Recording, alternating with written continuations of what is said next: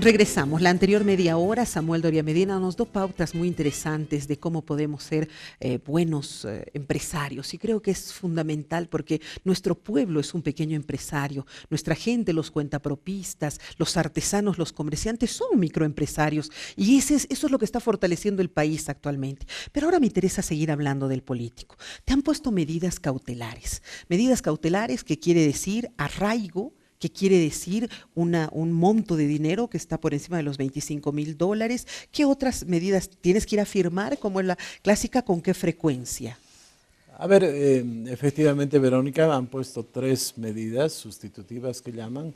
Tengo que firmar en la primera semana de cada mes. Y dice que, comentaba la abogada Zurita, que ni siquiera te pueden decir tal día, porque hay unas colas sí, seguro, para firmar de tantos juicios que hay en el país, que dice que es una cola que da 2, 3 cuadras la vuelta a la oficina de la Fiscalía. O sea, de hecho ya es un terrible perjuicio para ti. Bueno, ese es uno. Después tengo que depositar 200,000 bolivianos y el tercero es un arraigo. Ahora no quedó muy claro porque en algún momento el fiscal dijo van a tener que informar de sus viajes, no es un arraigo clásico, en fin, no está muy claro, por eso se ha pedido una complementación en enmienda y hay la posibilidad de apelar eso, ¿no? Porque realmente a mí el tema del arraigo me perjudica. Esa es la pregunta. La gente se pregunta, porque el momento que han informado el tema decían que tú has tenido el año pasado 10 viajes al exterior. ¿Por qué Samuel viaja tanto al extranjero? Es parte de mi trabajo, ¿no? Pero te comento una cosa importante sobre esto de los viajes. El día 1 de noviembre del año pasado, yo tenía una audiencia el 3 de noviembre. Sí. Y yo viajé el 1 de noviembre a Washington, fui a la Comisión Interamericana de Derechos Humanos, a la OEA, a Naciones Unidas, a decir, me están haciendo este juicio injusto y el fiscal ha pedido mi detención. Denuncié en varias organizaciones. Estuve como 15 horas en Washington. Terminé mi última reunión a las 4 de la tarde, me fui al aeropuerto, tomé un avión a Miami, en la noche a La Paz y llegué. Ya habían declarado varios dirigentes que me escapé, que fugué. Bueno, volví y demostré que no tengo ningún interés de irme. Y ¿Pensabas que te iban a detener, Samuel? ¿Por eso fuiste un poco a hacer conocer internacionalmente esto? Claro. He hecho conocer, porque además es un atropello tan absurdo. O sea, como no han podido encontrarme nada malo, agarrar algo de hace 26 años, que está prescrito, que no tiene sentido, además que fue algo positivo para el país. Entonces, por eso denuncié a nivel internacional, y ahí me di cuenta de una cosa muy importante. Me di cuenta de que el riesgo que veía el gobierno no era que yo viaje, sino que yo vuelva. Pero claro, porque cuando me voy felices, ¿no? Se ha fugado, cuando vuelvo desconcertados. ¿Sabes? Me di cuenta de que eres más peligroso aquí, pues. Que vuelva, no que me vaya, ¿no es verdad?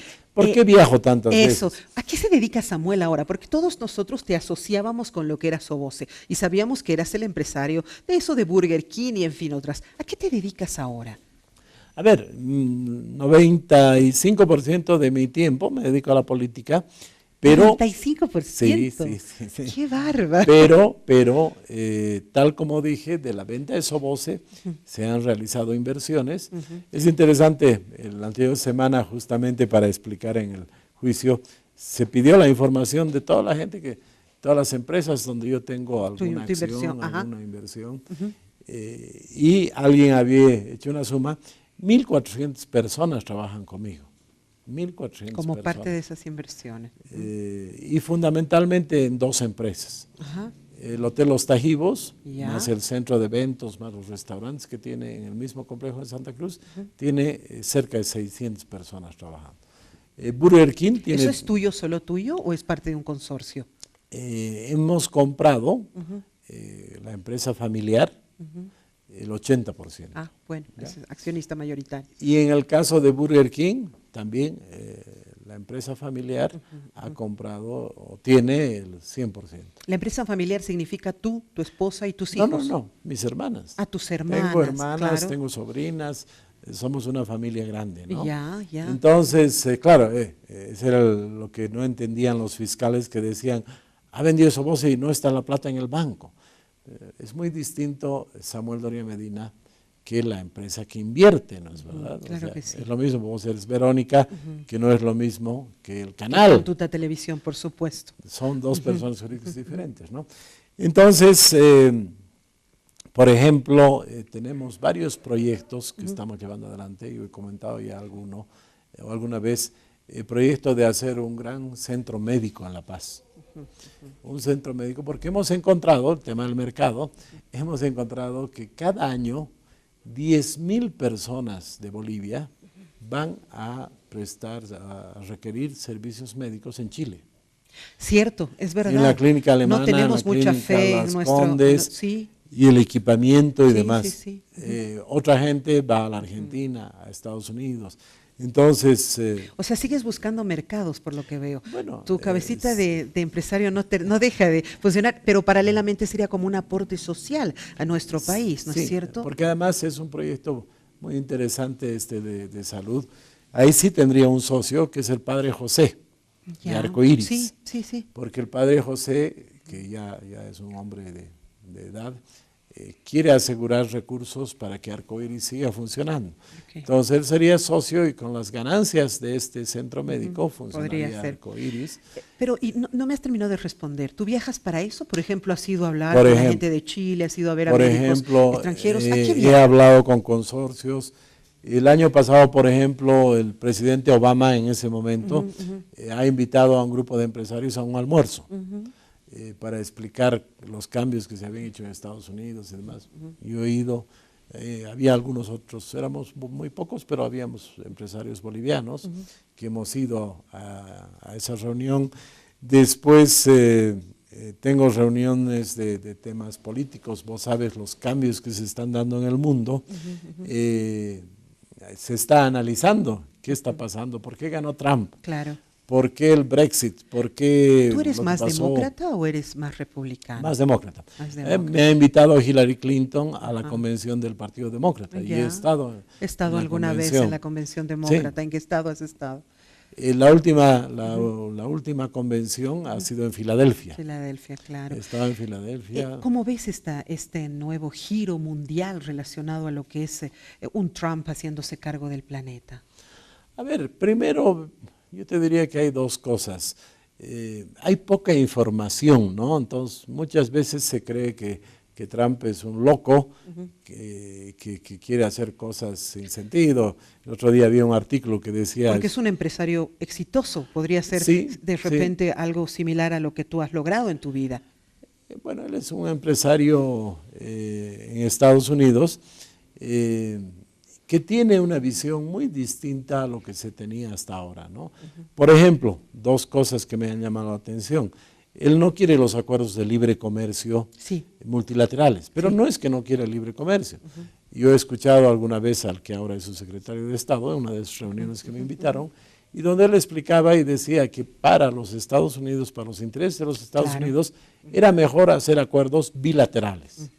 Porque él decía, hemos hecho muchas veces acuerdos con un continente y es bueno con un país, pero hay 10 países que se benefician de nuestro mercado y no aportan, y ellos no nos dejan tienen entrar. Mucho crédito. Claro. Entonces, es una visión distinta del comercio internacional. Ya. No es que no quieren comercio internacional, sino quieren algo distinto. O sea, justificas un poco sus medidas. No es que justifique, pero Las tienen comprendes. cierta racionalidad. Ya, de acuerdo. Por ejemplo, me comentaban en una de esas reuniones, decían, ¿por qué Trump quiere que las empresas inviertan en Estados Unidos y no en otros países?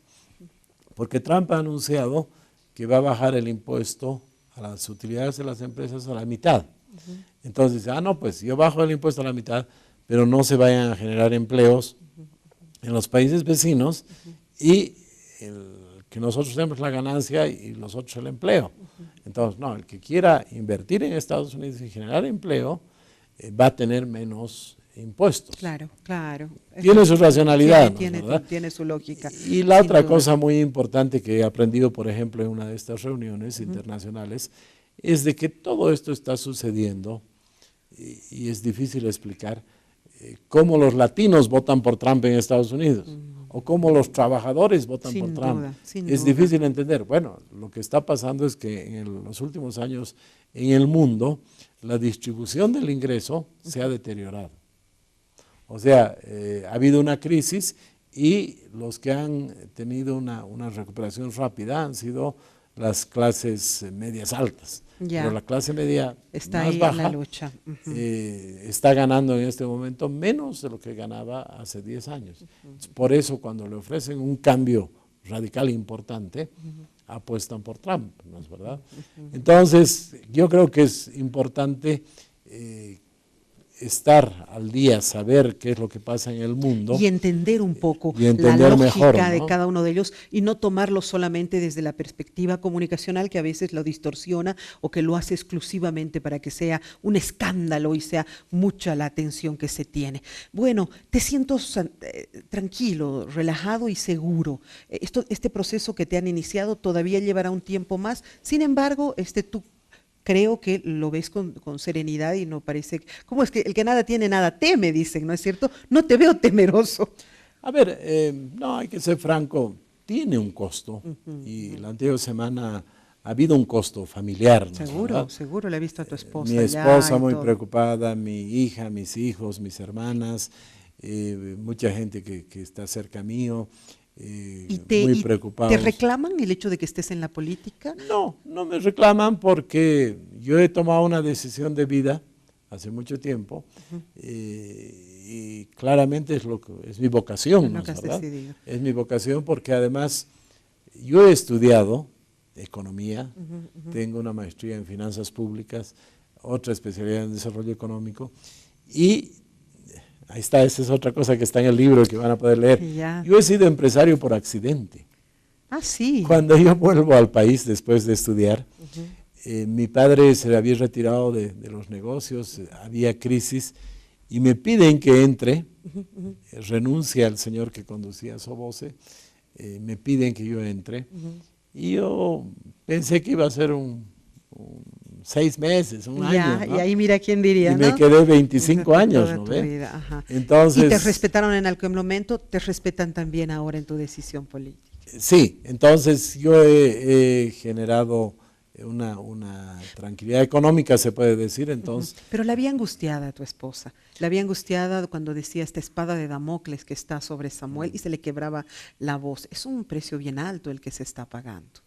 Desde luego, hay un precio que se paga, un precio alto, pero más que en mi caso, ¿sabes? Lo que a mí me ha partido el corazón es de que han hecho este juicio de responsabilidad desde hace 25 años y para que no sea solo a Samuel Doria Medina. Sí, a otros 3 exministros. No, han metido a 9 personas más que eran ministros hace 30 años. Yo he sido ministro de Planificación de Economía a mis 32 años. ¡Wow! A mis 32 años. Entonces… Todavía estás joven para hacerle frente a ahora, pero esa gente seguro no todos serán. Ellos fueron ministros a sus 50, 55 años. Por ejemplo, don Fernando Illanes, hoy tiene 85 años. Imagínate. Es la persona que se sienta a mi lado en el juicio, que tiene que ir con oxígeno, que tiene… Un día su ojo se le hinchó, le había subido la presión, se le había reventado una arteria, tiene dificultad al caminar porque le han cambiado la cadera. O sea, realmente inhumano, ¿no? Tiene problemas en el corazón, en fin. Hay otro señor que está ciego y que tiene que ir al juicio ciego. Hay otro señor que tiene cáncer. Por Dios. Yo en algún momento les dije a los fiscales, ustedes no tienen padres, no tienen abuelos. ¿Cómo personas de 85, de 83, de 84 años van a estar? Y hay personas que no tienen recursos. Imagínate, nos han tenido más de 100 días, 4 meses en estas audiencias cautelares. Y muchas veces uno llega a Sucre y suspenden la audiencia. ¿Dónde te quedas? ¿Dónde duermen esas personas que no tienen recursos? Imagínate. Varios de ellos viajan 8 o 9 horas en flota. Por supuesto. Entonces imagínate 4 meses en audiencias de medidas cautelares. Y todavía son las cosas que no se saben, ¿no? Y todavía yo he decidido, por la política, he renunciado a mi tranquilidad. Está claro. Claro, en tu caso. Y mi familia entiende eso. Pero ellos no quieren política, ellos no Seguro. quieren meterse, ellos ya habían terminado su vida, habían servido al país y imagínate, por Que se lastimarme a remueva. mí, lastiman a otras personas, ¿no? Samuel, tengo tanto que charlar contigo, quisiera tenerte más tiempo. Desgraciadamente la televisión es la enemiga del reloj. Ha sido, sin embargo, un gusto tenerte. Presentamos el libro esta noche, estaré allá. Y bueno, no sé si tienes algo que decirle a la población. Verónica, para cerrar yo diría de que este es un tema que trasciende lo personal, ¿no es verdad? Este juicio que estoy llevando, porque el tema de la justicia en nuestro país es muy grave, ¿no? Yo entiendo la justicia como algo fundamental para tener bienestar o lo que llaman ahora vivir bien o lo que nosotros llamamos bien común. Si no hay justicia, no está completa una sociedad. Y lastimosamente la justicia en nuestro país se la utiliza para perseguir, para extorsionar o para eternizarse en el poder. No se le da recursos a la justicia, en fin, entonces ya no es un tema solamente personal, sino es una causa de que haya justicia en el país, ¿no? Muchísimas gracias, Samuel. Ha sido un gusto tenerte. La judicialización de la política, ¿no? Qué pena, muy hábiles para algunos procesos, pero muy lentos para otros. Un abrazo, hasta mañana.